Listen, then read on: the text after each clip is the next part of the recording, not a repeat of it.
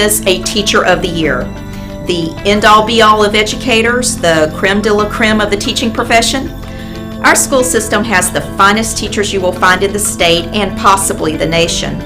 So here, a Teacher of the Year represents all the excellent teachers in our county.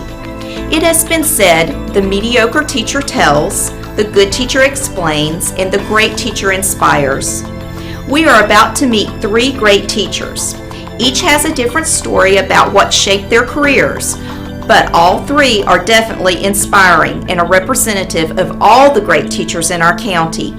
One of them is about to become Fayette's 2012 Teacher of the Year. Let's take a look. I take teaching very seriously. I take it personally when I hear people criticize it on the media. I think educating young people is one of the most, if not the most important thing you could possibly do in the world. For me, it was all about journalism. I had a college class with a professor named Dr. Dolan, and it was an introduction to American government. And in that class, he was able to convey a lot of the same emotions I felt through my journalism experience, but he applied it to government. It was very engaging, very exciting, and it made me really want to study government. And that kind of got me thinking, I kind of wish my high school experience with these classes had been similar. I had a great high school experience, but this was on a different level. And I thought, wow, wouldn't it be cool if you could take his energy and involvement and his enthusiasm for the subject and apply that to high school students. In AP Government, one of the sections that they have to learn for the AP tests, just part of the curriculum, is the role of media in politics. I wanted the students to get an understanding of how difficult it is for news stations to try to decide what to present. So to have them sit there and have to argue for whether or not we should run 5 minutes on this candidate or we should do 5 minutes on a potentially dangerous product that's on the shelves really gives them an intrinsic experience that they wouldn't get if I was just trying to lecture them. The first thing I try to do more than anything else is make sure the students understand that I really, really care that they learn this stuff. And not just that they learn it to pass the tests, but that they learn it with the understanding that they're going to experience this material over and over again, particularly in economics, but in government as well. But the economic concepts of making good decisions, of making choices that lead to good choices in the future, good investments, good learning how to convey thoughts to people, learning how to write. I really, really care that they get that stuff. And that's when I come in every day, I want to make sure I get that across more than anything else. You have to be prepared to spend a good bit of time. In addition to those prepackaged things, I think it also helps if you're particularly creative, because the more creative you are, the more you can find those things that target each individual learner. It helps to be creative, it helps to be patient. Don't be judgmental, because every student in there can learn. And if you start being judgmental, you start saying, well, I'm really just going to teach for these 10 because the rest of them aren't going to get it anyway. And that is probably the worst thing I think a teacher could do. It really is a calling. That's a very cliched thing to say.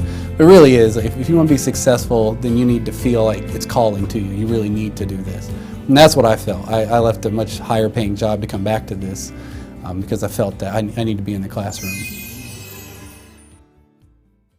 Be open. Which valves have to be open for what? As difficult as teaching is, if you don't have a heart for the kids, I mean, you've got to love your subject, and you got to know your subject, and you've got to have effective methods of teaching, but you got to have a heart.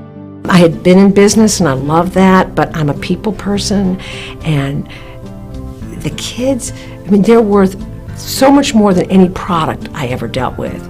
And the success is when you really reach a kid, when they respond to you, and maybe they've been one that was a little negative or pushed back to begin with, but when you really reach a kid, it beats a big sale, it beats an adoption of your product, whatever it is, the rewards are incredible.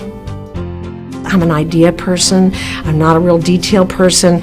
And sometimes I feel like I have to kind of fight that because I'm thinking, okay, is it going to be details on that end of course test? But I really like to get across the big ideas. Why does it matter? So what? I mean, if you answer the so what question, they relate to it a little bit more. But some things are just not in your realm of interest. And I just try to engage with the way we do inquiry, just to get them up and active and engaged. But I also do things like make them write in biology. And they read and respond to things because those are skills that they need. They have to communicate, they have to put together projects and ideas. And so I put those things in there too, and that kind of helps. Well, you got to build on that base of knowledge of your subject and love of your subject too, because if you don't like what the subject, it's not going to work. But you got to build on that base with concern for kids, with flexibility, with I'm going to try this again. I would say that too, especially with high school kids, they've got to be able to connect with you in some way. Every kid needs to experience unconditional high regard. I hold you in high regard. And the kids, you've got to communicate that. And you know what? It's not automatic. I love second semester because you've built so much trust by that time. And you have to slowly build relationships to show them that you're interested in them, not just their products, not just what they produce for you, but you're interested in them. Flexibility, a sense of humor. You got to have a sense of humor about yourself. I mean, there are days where I go, oh, we will never do this again. That didn't work. But you know what? When I come in and say, what do you think about that, what we did yesterday? That's not going to work again. They suddenly say, you know what? And sometimes what I do doesn't work, but I can do better, or I can try it again. Now that you have what's going to be your radius, I knew, like you said early on, that teaching was what I wanted to do. And I think it's because I grew up valuing education. And I remember being in college taking advanced level math courses thinking, this is crazy, this is theorems and proofs, and this is, oh my gosh, but I know when I get to the high school, I know I can do this. I know I can take the high school content, I know I can break it down, and I know that my goal is to try to make it easier for everybody else. To be a good educator, in summary, you have to be a good entertainer first. If you have a mundane voice and you just sit in front of them or behind them every day during the week and, let's graph the cubic function, you're not even going to have them to start with. So I try to, as much as possible, incorporate music or interesting visuals or funny stories, or have them involved, and where do you see this shape? And they will come in on a daily basis and say, why am I ever going to need to use this? And when you have conic systems in front of them or trig equations in front of them, your first step is not to blame them for asking that question. They have every right to ask that question, so you have to approach it two different ways. Number one, take all of the math theory out of it. You are learning to problem solve. So at the high school level, I find that application. I show them that it is used out there. So parabolas have properties that satellites use. Would they be using their cell phone? If satellites weren't up, would they be watching cable TV without satellites? No. Now, will they be the people building the satellites? Not necessarily, but it goes back to just the love and value of education.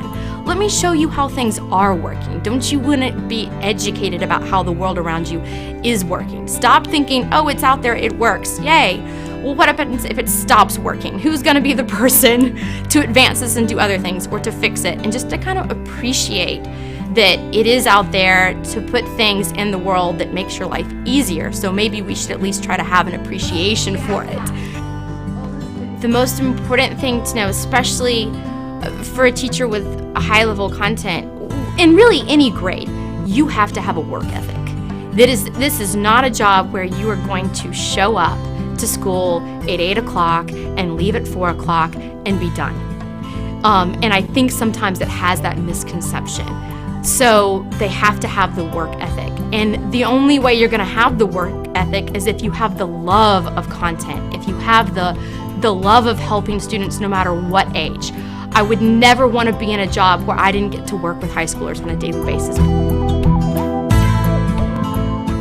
The winner will be announced on April 19th during the Fayette County Teacher of the Year ceremony at New Hope Baptist Church North Campus. You are invited to join us starting at 6 p.m. All school-level Teachers of the Year will be honored, followed by the naming of the 2012 Teacher of the Year. For Channel 24, I'm Melinda Berry Dreisbach. Thanks for watching. you.